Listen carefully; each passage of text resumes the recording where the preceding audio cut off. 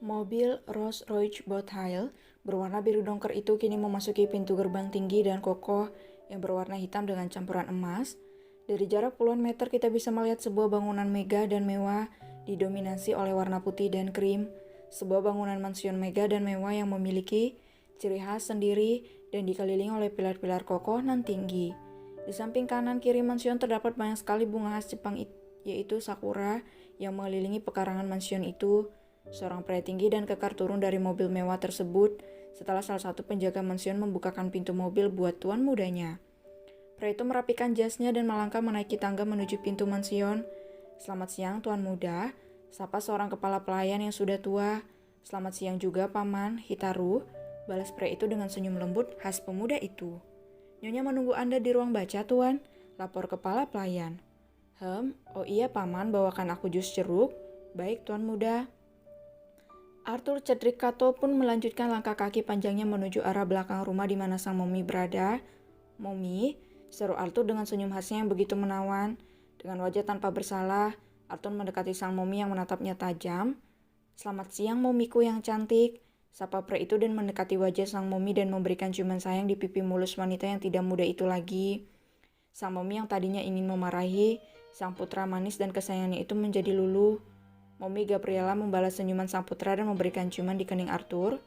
"Anak Momi yang tampan," puji sang Momi sambil membingkai wajah putranya. "Katakan pada Momi, apa yang kau lakukan pada uang sebanyak itu, Son?" Pertanyaan sang Momi membuat senyum di wajah Arthur hilang bergantian wajah cengengesan dan segera menghindar dari jangkauan sang Momi saat tangan Momi hampir saja menarik telinganya. "Arthur Cedric Cato," geram Momi menatap anaknya itu tajam. "Aku menggunakannya untuk membeli sebuah mobil, Mom," jawab Arthur sambil menggaruk dagu lancipnya. "Mobil?" sang Momi membeo. "Oh, mobil buat kekasihku," lanjut pria itu lagi. "Apa?" bekik sang Momi.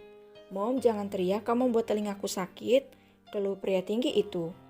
"Dasar anak kurang ajar, bisa-bisanya kau menghambur-hamburkan uang Momi hanya untuk wanita tidak jelas itu, Arthur," hardik sang Momi dengan wajah yang sudah merah. "Ayolah, Mom, uang segitu tidak ada artinya buat Mom. Aku hanya ingin membahagiakan Kalista kekasihku, Mom," ujar pria itu dengan nada suara manja dan wajah menyedihkan. "Tetap saja, Arthur, uang sebanyak itu tetap ada artinya. Mom lebih baik memberikan uang sebanyak itu pada orang tidak mampu daripada wanita murahan dan tidak jelas itu," marah Momi yang tidak terima uang yang bisa ia belikan sebuah mansion megah harus terbuang sia-sia. "Mom, dia wanitaku yang begitu manis dan lucu," rengek Arthur tidak terima sang kekasih dihina. "Momi tidak peduli, dan Momi tidak akan menyetujui hubunganmu dengannya. Putuskan dia, bisa-bisa uangku habis dikuras oleh wanita materialistis itu," marah Momi lagi yang tidak pernah setuju pada kekasih sang anak. "Tapi aku sangat mencintainya, Mom," ucap pria itu manja. "Kamu harus memutuskan wanita itu sebelum dia mempengaruhi kepolosanmu dan juga kesucianmu," sarkas sang Momi lagi. "Mom," rengek Arthur tidak terima. "Dia tidak akan pernah melakukan macam-macam padaku, Mom," belanya pada sang kekasih. "Apa kau yakin?" tanya Momi dengan meneliti raut wajah sang putra yang tiba-tiba merona merah. "Oh, putraku yang polos dan suci," keluh Momi terdodok lemas dan mengelus dadanya. "Kak, kami hanya ciuman bibir, Mom, itu pun hanya beberapa kali," cicit Arthur pelan. "Astaga," seru sang Momi. "Mom, percaya sama Arthur kalau aku cuma sebatas ciuman bibir itu pun hanya beberapa detik," lanjut pria itu lagi. "Apa kau yakin cuma ciuman, tidak ada hal lain yang kalian lakukan?" telisik Mom intens. Arthur kelabakan dan salah tingkah ditatap seperti itu oleh sang Momi. Dia pun duduk dengan gusar di sofa santai itu. "Apa kau pernah melakukan sesuatu selain ciuman?" tanya sang Momi dengan wajah serius. "Jawab Arthur," sentak sang Momi. Itu Mom," cicitnya gugup. "Itu apa?" "Hah?" bentak Momi. "Apa kau menyemburkan benih berhargamu di dalam rahim wanita materi itu?" bentak sang Momi sambil berdiri dan berkacak pinggang. "Ayo katakan," bentak Momi lagi yang tidak sabar saat melihat putranya hanya terbengung bodoh. "Untung tampan." Itu tidak akan terjadi, Mom, jawabnya lesu. Why? Tanya Mommy dengan alis menyengit tajam. Milikku tidak bisa bangun, Mom, lirik pria itu dengan wajah merah. What? Teriak Mommy dengan wajah kaget. Coba jelaskan pada Mom, perintah Mommy yang kini duduk di dekat sang putra. Berjanjilah Mommy tidak akan marah, pinta Arthur dengan wajah memelas. Sang Mommy pun mengangguk patuh dan menatap wajah lesu putranya. Iya, Mom, janji. Malam pesta ulang tahun, Kalista, dia. Arthur menghentikan kalimatnya. Dia kenapa? Sentak sang Mommy dengan wajah penasaran. Dia mau memberikan mahkotanya padaku, Mom. Cicit Arthur pelan bahkan nyaris tidak terdengar. Apa? Teriak Mommy dengan raut wajah garang. Mommy tenang dulu. Aku belum selesai bicara.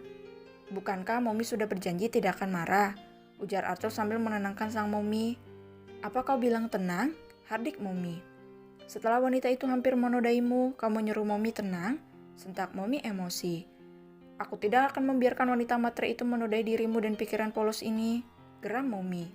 Tapi kami belum sempat melakukannya, Mom, dan Kalista merasa terhina karena benda ajaibku tidak bisa bangun. Meskipun kekasihku berusaha membangkitkannya, tapi benda ajaibku tidak terpengaruh sedikit pun. Lirik Arthur pelan dan mengembuskan punggungnya ke sandaran sofa santai itu. What? Teriak Mommy lagi dengan wajah syoknya. Really? Tanya Mommy dengan wajah tidak percaya. Arthur hanya mengangguk pelan dengan wajah menyedihkan. Astaga, putraku yang malang, ucap Mommy dan mendekati sang putra kesayangannya dan segera memeluk putra manjanya itu. Bersabarlah, mungkin benda ajaibmu belum menemukan lawan yang tepat, ujar Mommy yang berusaha menghibur putranya dengan jawaban ambigu. Lawan? Iya, lawan buat benda ajaibku di atas ranjang, begitukah? Iya, berarti Kalista bukan lawan tepat untukku. Yap, dan bukan wanita yang tepat untukmu, Son. Tapi aku sangat mencintainya, Mom. Percaya sama Mom, tiba saatnya kau akan meninggalkan wanita matre itu setelah kau menemukan kawat yang tepat buat benda ajaibmu. Itu tidak akan mungkin, Mom, karena kau sangat mencintai Kalista. Terserah, yang penting Mom lega karena kau tidak akan bisa membuang benih berhargamu kepada wanita itu. Jadi Mom senang benda ajaibku tidak berfungsi. Yap, Mom senang sekali. Mommy jahat? Apa Mommy tidak ingin memiliki cucu? Tentu saja Mommy mau, tapi bukan dari rahim wanita matre itu. Tapi Mommy sudah menyiapkan lawan yang sangat wow untukmu. Mommy yakin benda ajaibmu akan berfungsi. Apa maksud Mommy? Kita lihat saja besok, oke? Terserah. Begitu obrolan santai, penuh anu antara putra manja dan sang Mommy baik hati.